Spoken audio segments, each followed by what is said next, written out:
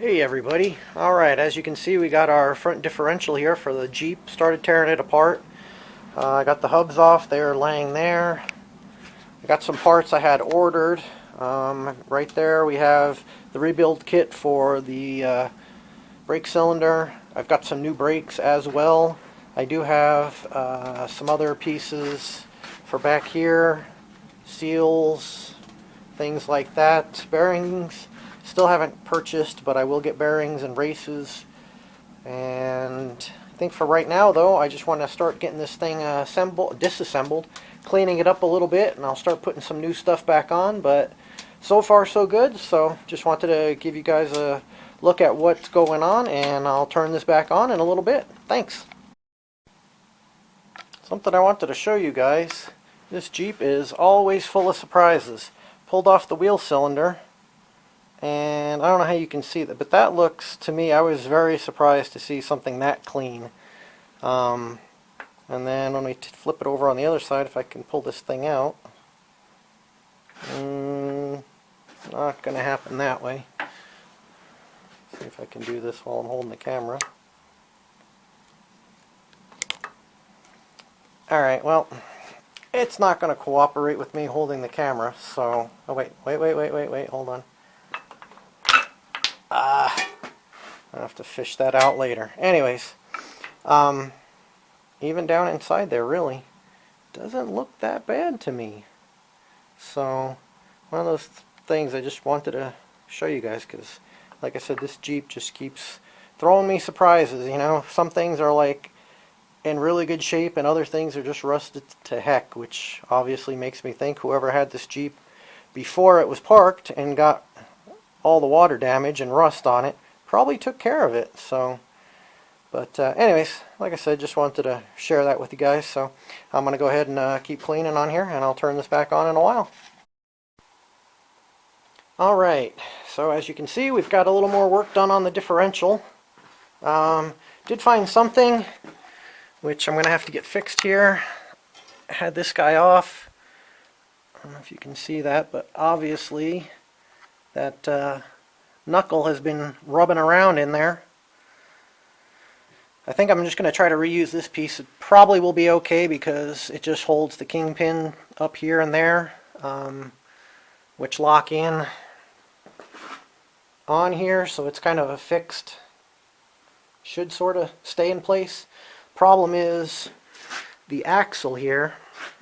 If I turn it, I don't know if you guys can hear that, it's actually rubbing, and it's rubbing right here on the bottom, right there, because it's got excess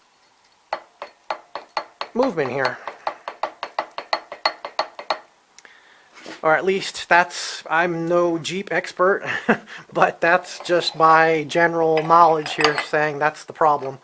And then, get that out of the way. I don't know if you can see it in there, but there is, I looked in the Willys parts book, they have like an exploded diagram.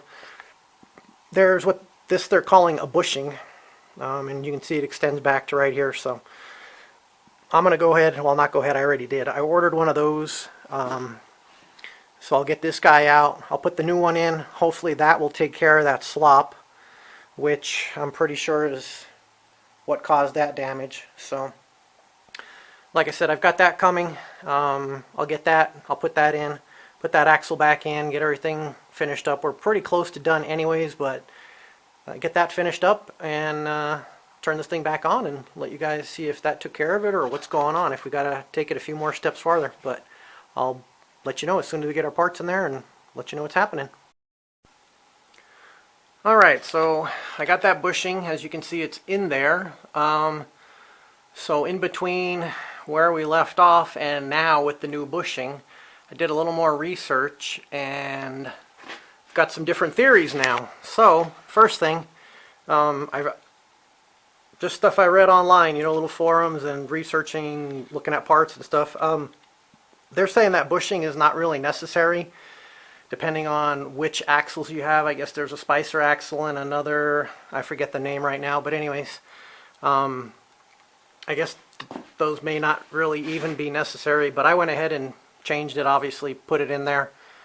Hopefully that gets rid of some of that slop, which, again, doing a little more research, I guess the axles are supposed to kind of have some kind of movement like that in them. I was thinking it more likely just needed to be tight here and then kind of relied on the articulation. Yeah. Anyways, you know what I'm trying to say. Can't get that word out today. But anyways, you know, here on the knuckle. But I guess there is supposed to be some type of movement here. Something else I wasn't aware of, doing a little more research. These are what they call a full floating axle or a floating axle. So unlike a lot of the stuff I've always messed with that has had the cross pin and the C-clips or something to hold the axle shafts kind of in place, these seem to have a little bit of back and front movement, or to and fro, whatever you want to say. And anyway, so that's where we're at.